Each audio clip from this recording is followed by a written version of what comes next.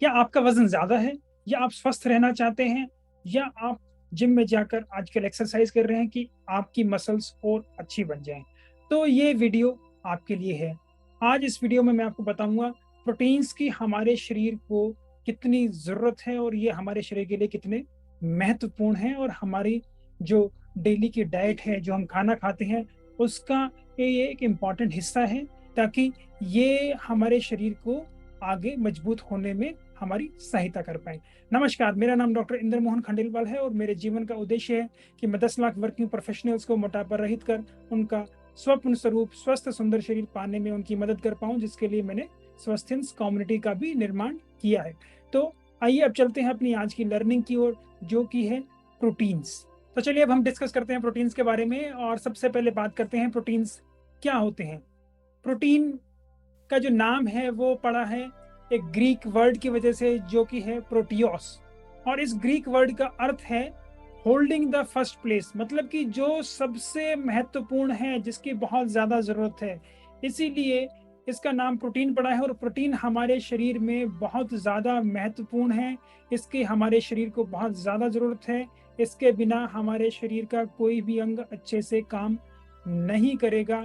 अगर हम देखें कि हमारे शरीर का 50% जो वजन है वो प्रोटीन की वजह से है, तो इसी से आप समझ सकते हैं कि ये हमारे शरीर के लिए कितना महत्वपूर्ण है। सर के बाल से लेके पैरों तक ये हर किसी स्ट्रक्चरल फॉर्मेशन में हमारे शरीर के काम आता है। तो अब हम बात करते हैं प्रोटीन की केमिकल कॉम्पोजिशन क्या है।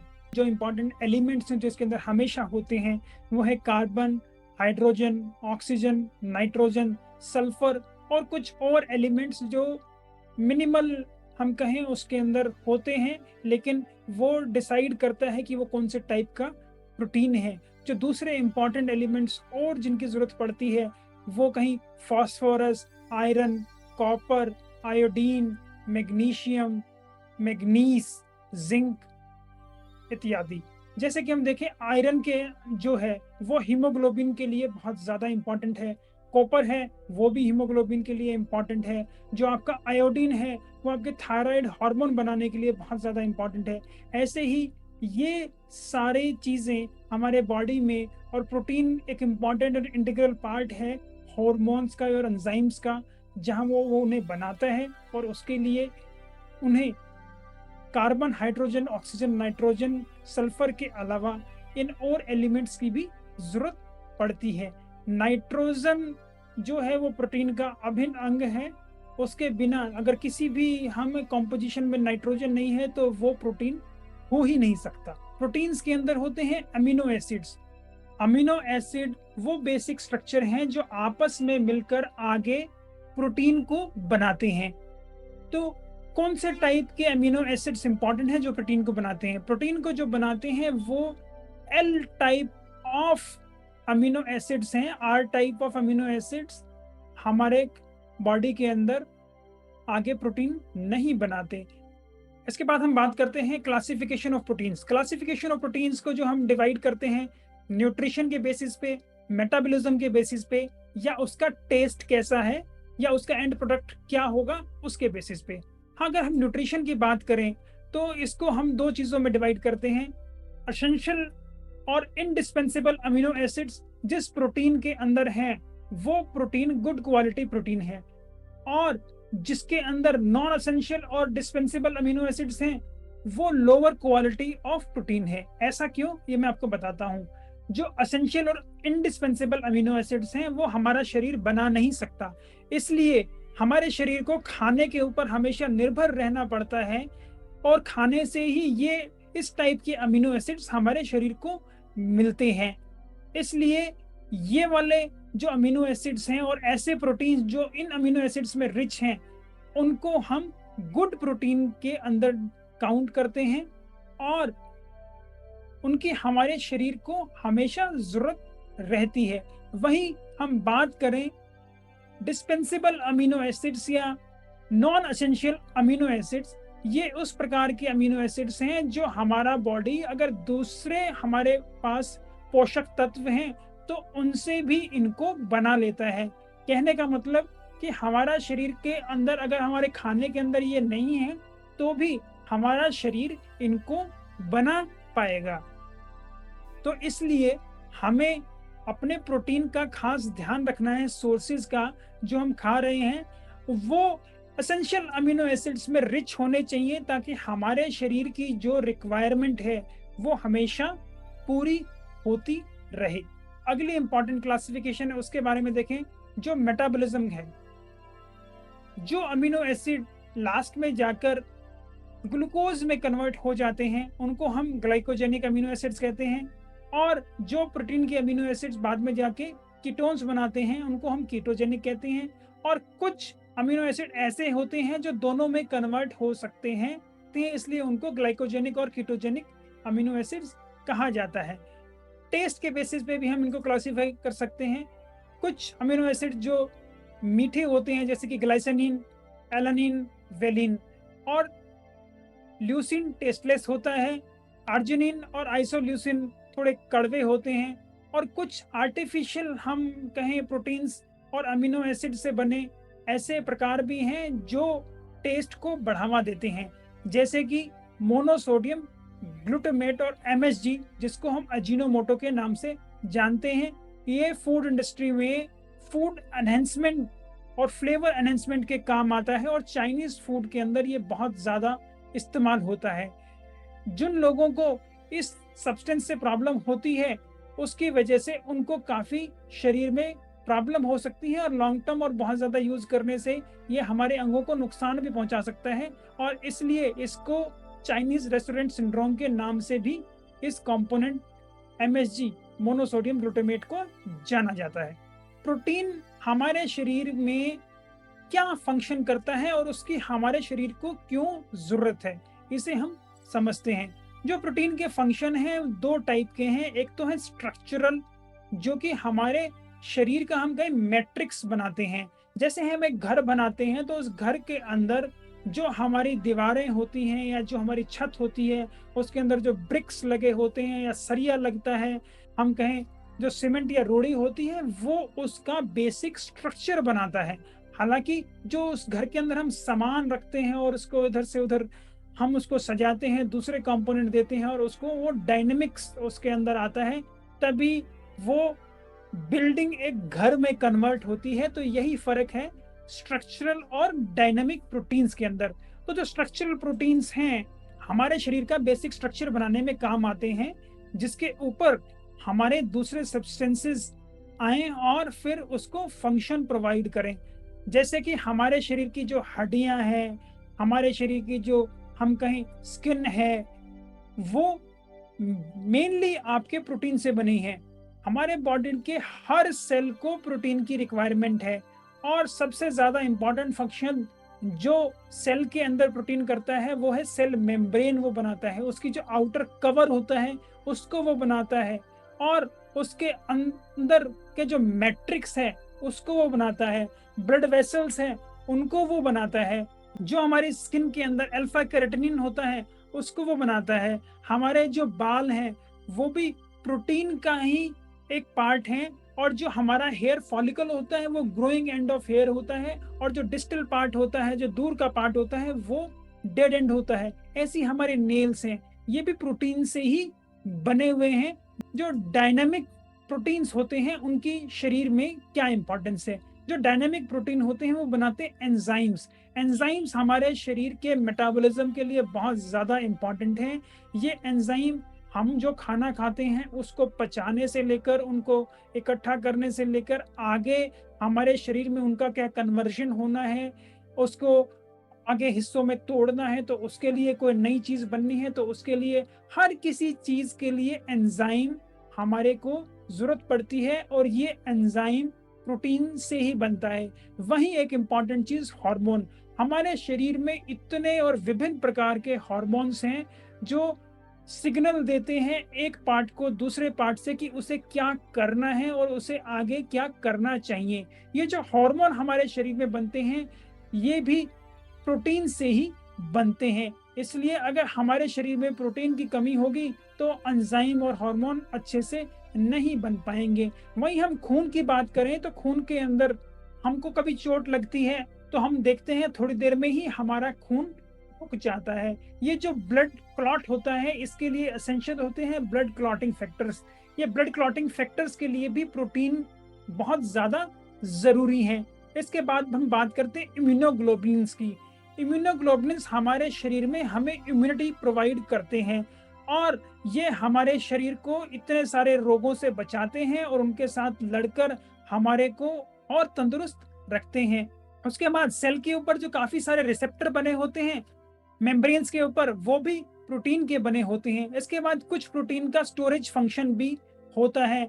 जेनेटिक कंट्रोल के लिए प्रोटीन बहुत ही ज़्यादा इंपॉर्टेंट है क्योंकि जेनेटिक कंपोनेंट जो इस पे स्टोर होता है, जिसको हम डीएनए या आरएनए बोलते हैं, उसके अंदर मेनली प्रोटीन्स ही होते हैं।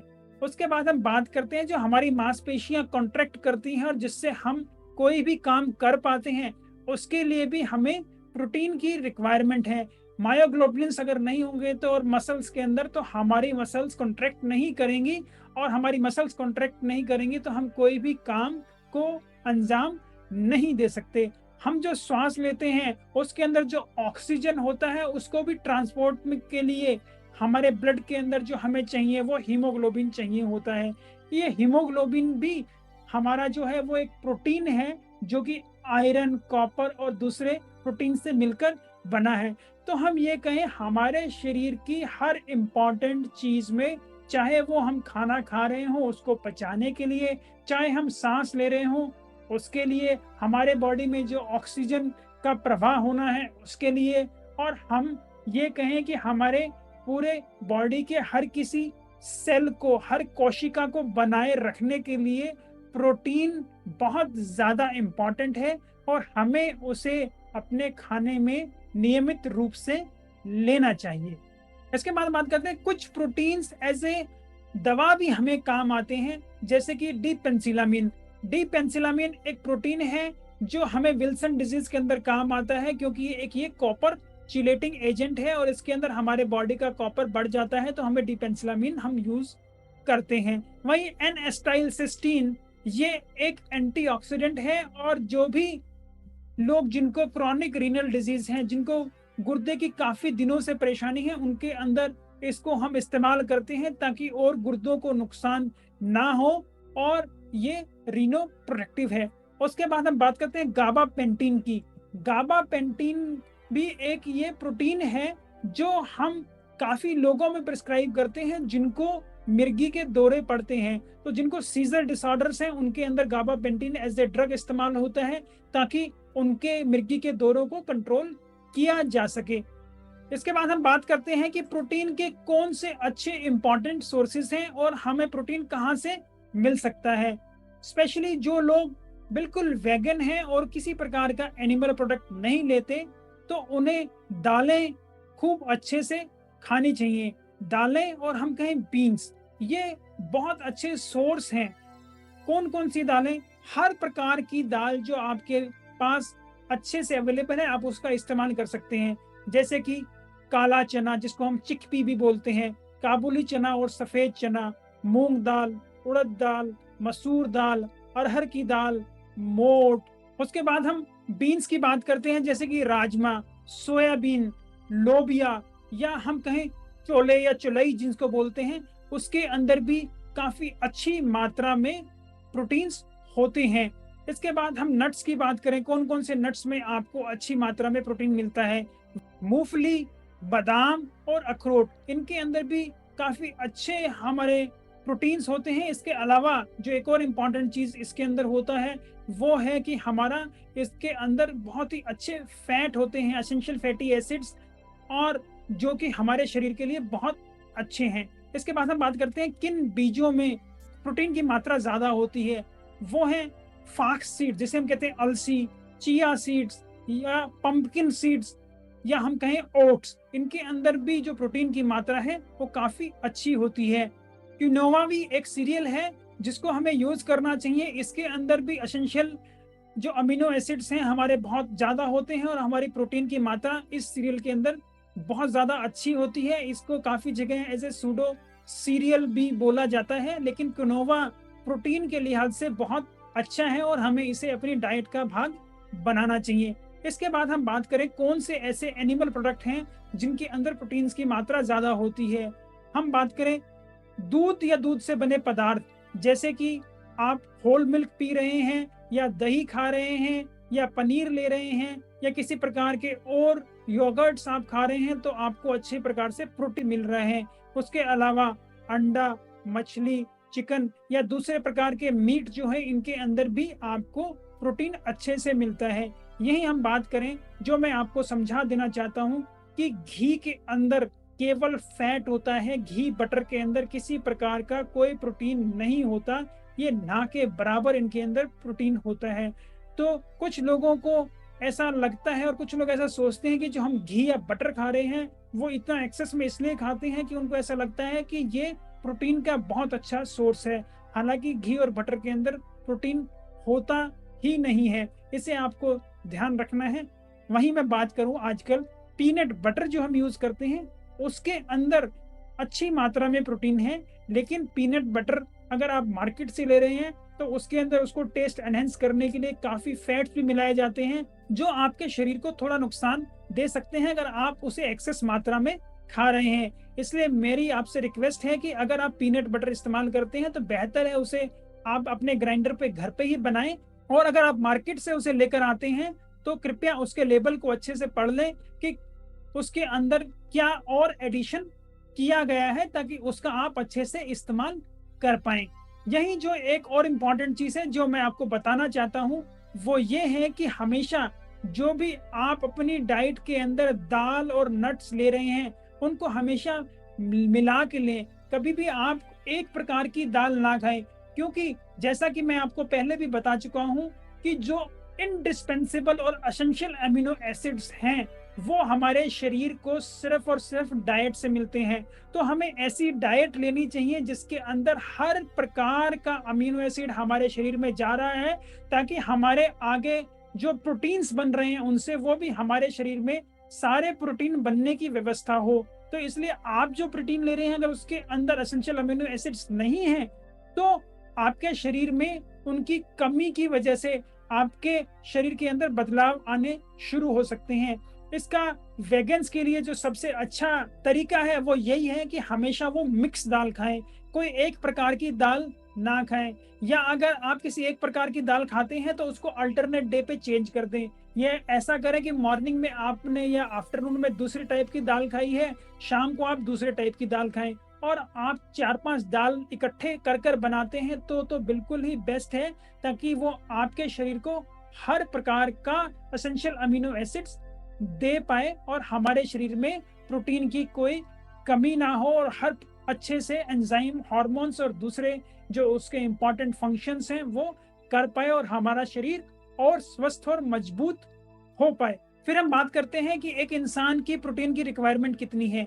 ये इंसान की जो प्रोटीन की रिक्वायरमेंट है, ये डिपेंड करता है कि वो इंसान किस एज ग्रुप का है और उसकी जो कार्य प्रणाली है वो कैसी है।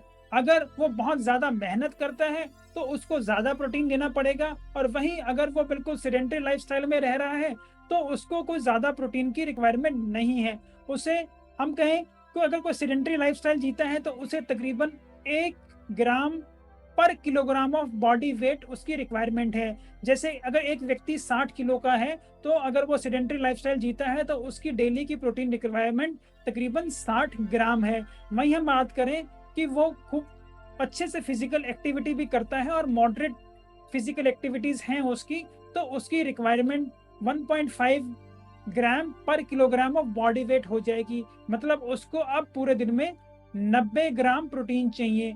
वहीं हम बात करें कि अगर वो बहुत ज्यादा मेहनत करता है, कोई एथलीट है, तो उनकी भी प्रोटीन रिक्वायरमेंट डिपेंडिंग अपॉन किस टाइप के वो एथलीट है और कितना वर्कआउट करते हैं उस हिसाब से बढ़ सकती है। 2 ग्राम पर किलोग्राम बॉडी वेट या इससे थोड़ी ज्यादा भी हो सकती है, डिपेंडिंग अपॉन उनकी एक्टिविटी, कि वो कितना काम और किस प्रकार का काम कर रहे हैं, और उनकी मसल बिल्डिंग के लिए और शरीर को अच्छे से मजबूत रखने के लिए उनकी प्रोटीन रिक्वायरमेंट बढ़ानी भी पड़ सकती है। शरीर की किन अवस्थाओं में हमें प्रोटीन की मात्रा बढ़ा देनी चाहिए। अगर आप वजन घटा रहे हैं, हाँ कृपया ध्यान से सुनें, अगर आप वजन घटा रहे हैं तो भी आपको प्रोटीन अच्छे से लेना चाहिए, क्योंकि जब आप अपना वजन घटा रहे हैं तो भी आपके शरीर को प्रोटीन की रिक्वायरमेंट बढ़ जाती है। और अगर आप चाहते हैं कि जो आपकी मांसपेशियां हैं वो ना सिकुड़ें और वो साइज में बढ़ें और आप उनको मेंटेन कर पाएं, तो आपको प्रोटीन रिक्वायरमेंट बढ़ाना पड़ेगा। उसके बाद अगर कोई महिला प्रेग्नेंट है तो उस वक्त भी, क्योंकि अब उनके अंदर एक बेबी बन रहा है, तो उनकी प्रोटीन रिक्वायरमेंट बढ़ जाती है। वैसे ही माँ अगर बच्चे को दूध पिला रही है तो उनकी प्रोटीन रिक्वायरमेंट बढ़ जाती है। जो बच्चे अभी बड़े हो रहे हैं तो उनकी प्रोटीन रिक्वायरमेंट एक अडल्ट से ज्यादा है। अब हम बात करें, अगर कोई भी बीमारी हमें किसी प्रकार से लग गई है तो उसमें भी अगर हमें जल्दी से ठीक होना है तो हमारे शरीर की प्रोटीन रिक्वायरमेंट बढ़ जाती है। यही मैंने काफी लोगों को देखा है, जो बीमार होते हैं उनको भी लोग कुछ तो घी पिलाने लग जाते हैं, हालांकि उस वक्त वो उसका शरीर वो फैट एक्सेप्ट नहीं कर सकता। और हमें अच्छे से उसको दाल हर प्रकार की बनाकर देनी चाहिए कि वो जल्द से जल्द ठीक हो जाए। ये प्रोटीन रिक्वायरमेंट हमारे शरीर को वापस से स्वस्थ करने के लिए बहुत ज्यादा जरूरी है। प्रोटीन को जब तोड़ा जाता है तो उसे डीनेचुरेशन कहते हैं। ये जो डिसऑर्गेनाइजेशन या डीनेचुरेशन है, ये काफी फिजिकल, केमिकल या थर्मल प्रॉपर्टीज से हो सकता है। उससे क्या होता है, जो प्रोटीन का स्ट्रक्चर है वो टूटकर वापस बेसिक अमीनो एसिड्स में कन्वर्ट हो जाता है। इसका बताने का इम्पोर्टेंस इसलिए है क्योंकि हमारे एनवायरनमेंट में कुछ ऐसे एजेंट्स हैं जो डीनेचर करते हैं हमारे प्रोटीन्स को, जैसे कि एक्सेसिव हीट, बहुत ज्यादा अगर हमारी कहीं शेकिंग हो रही है उससे, या अगर हमारा बहुत ज्यादा एक्सरे एक्सपोजर है किसी कारण से, या हम ऐसी जगह में रहते हैं वर्ल्ड के अंदर जहाँ पे यूवी रेडिएशन ज्यादा है, तो ये हमारे शरीर के प्रोटीन्स को नुकसान दे सकता है। और आपने सुना भी होगा कि कुछ लोगों को स्किन कैंसर हो जाता है, स्पेशली जहाँ पे उनको यूवी रेडिएशन ज्यादा मिल रही है या एक्सरे एक्सपोजर किसी पार्ट का ज्यादा हुआ है। तो ये इन्हीं कारणों से होता है क्योंकि वो प्रोटीन्स जहाँ जिनको अभी एक्सपोज हुआ है वो सारे अपना काम अच्छे से नहीं कर पाते और उनके अंदर ऐसे परमानेंट चेंजेस आ जाते हैं जिनकी वजह से ये कैंसर को भी बढ़ावा दे सकता है। वहीं हम बात करें कुछ केमिकल एजेंट, जैसे कि कुछ प्रकार के एसिड या कुछ अल्कलीज या ऑर्गेनिक सॉल्वेंट जैसे कि अल्कोहल या ईथर या हैवी मेटल के सॉल्ट्स, या हम बात करें लेड की या मरकरी की, यूरिया, सैलिसिलेट, ये ऐसे कुछ प्रोडक्ट्स हैं जिनकी वजह से आपके प्रोटीन्स को नुकसान पहुंच सकता है। तो हमें ऐसी चीजों से परहेज करना चाहिए और इनसे दूर रहना चाहिए। तो इसीलिए आपने सुना भी होगा कि जब भी कोई प्रेग्नेंट महिला हॉस्पिटल में जाती है तो हम हमेशा कहते हैं कि आपको एक्सरे से बच के रहना है, आपको इस एरिया में नहीं जाना क्योंकि यहाँ पे एक्सरे या सीटी स्कैन होता है या गामा स्कैन होता है, तो आप ऐसे एरिया में ना जाएं क्योंकि ये आपके शरीर को नुकसान पहुंच सकता है और आपके जो गर्भ में बन रहा है बच्चा उसको भी नुकसान पहुंचा सकता है। तो मैं उम्मीद करता हूं जो मैंने प्रोटीन के बारे में आपको ये आज ये डिटेल्ड विश्लेषण दिया है, इसको आप अपने जीवन में आज से ही इंट्रोड्यूस कर लेंगे और अब ये समझकर कि प्रोटीन हमारे शरीर के लिए कितना इम्पोर्टेंट है, आप जो अपने खाने पीने में जो डाइट ले रहे हैं उसके अंदर भी उपरोक्त बदलाव लाएंगे ताकि आपके शरीर की जो प्रोटीन रिक्वायरमेंट है वो पूरी हो, जैसा भी आपके शरीर की रिक्वायरमेंट है। जैसे कि अगर आप बहुत ज्यादा एक्सरसाइज कर रहे हैं या आप प्रेग्नेंट हैं तो आपकी प्रोटीन रिक्वायरमेंट ज्यादा है, उसी हिसाब से आप किन किन सोर्सेज से आपको प्रोटीन प्राप्त हो सकता है ये भी मैंने आपको बताया है। और स्पेशली दालों के लिए और वेगन्स के लिए मैं कहूंगा आपको कि आप मिक्स करके चीजों को खाएं और अपने डाइट में 5-6 प्रकार के प्रोटीन लें ताकि आपको हर प्रकार का प्रोटीन आपके शरीर को मिले और आप और स्वस्थ और बेहतर हो जाएं। वहीं जो लोग एनिमल प्रोटीन लेते हैं उनके अंदर लगभग हर प्रकार का प्रोटीन ऑलरेडी होता है, तो वो उसकी मात्रा को अगर लिमिट करेंगे तो बेहतर रहेगा क्योंकि आजकल इतनी स्टडीज हमारे पास अवेलेबल हैं जो कहती है कि हाँ ये एक्सेप्टेड है कि एनिमल प्रोटीन की बायो अवेलेबिलिटी ज्यादा है, वो शरीर में जल्दी से अवेलेबल हो जाता है और इस्तेमाल भी अच्छे से होता है। लेकिन जितने एनिमल प्रोटीन खाने के भी कुछ अपने नुकसान देखे गए हैं, तो अगर आप एनिमल प्रोटीन को लिमिट करते हैं और प्लांट प्रोटीन का इंटेक बढ़ाते हैं तो वो भी आपकी सेहत के लिए काफ़ी फ़ायदेमंद होगा। मैं उम्मीद करता हूँ आपको मेरी ऐसी वीडियोज़ पसंद आती होंगी। अगर आपको मेरी ऐसी वीडियोज़ पसंद आती हैं तो इन्हें लाइक करें, शेयर करें, फॉरवर्ड करें जिन भी प्लेटफ़ॉर्म पर आप इसे देख रहे हैं। अगर आप इसे यूट्यूब पर देख रहे हैं तो कृपया मेरे चैनल को सब्सक्राइब भी कर लें और बेल बटन भी ज़रूर दबा दें ताकि मेरी आने वाली नई वीडियो का नोटिफ़िकेशन भी आपको तुरंत प्राप्त हो जाए। आपकी वेट लॉस जर्नी में भी आपको कोई तकलीफ हो रही है, कोई समस्या हो रही है, कहीं आप रुके हुए हैं, आपको कुछ क्वेश्चंस के आंसर चाहिए, आपको कोई क्वेरीज हैं, तो उनको भी आप कमेंट बॉक्स में डालें। मैं ये कमेंट्स खुद पढ़ता हूँ, मैं आपको उनका तुरंत जवाब दूंगा। और कुछ प्रश्नों का मुझे ऐसे लगा जिनको डिटेल्ड विश्लेषण की जरूरत है, तो मैं उनके लिए तुरंत एक नया वीडियो बनाकर भी आपको प्रस्तुत करूंगा। यही मैं एक बात और कह देना चाहता हूँ, जो प्रोटीन का विषय भी है, ये भी हमारे एक दर्शक ने कमेंट किया था यूट्यूब के अंदर, तो मैंने वो उसे नोट किया और आज मैं ये प्रस्तुति दे रहा हूँ। तो अगर आप चाहते हैं कि आप जहाँ स्टक हो रखे हैं हेल्थ की किसी भी प्रॉब्लम या स्पेशली वेट लॉस के अंदर, तो आप उनको कमेंट बॉक्स में कृपया ज़रूर डालें। नमस्कार, खुश रहें, स्वस्थ रहें, धन्यवाद।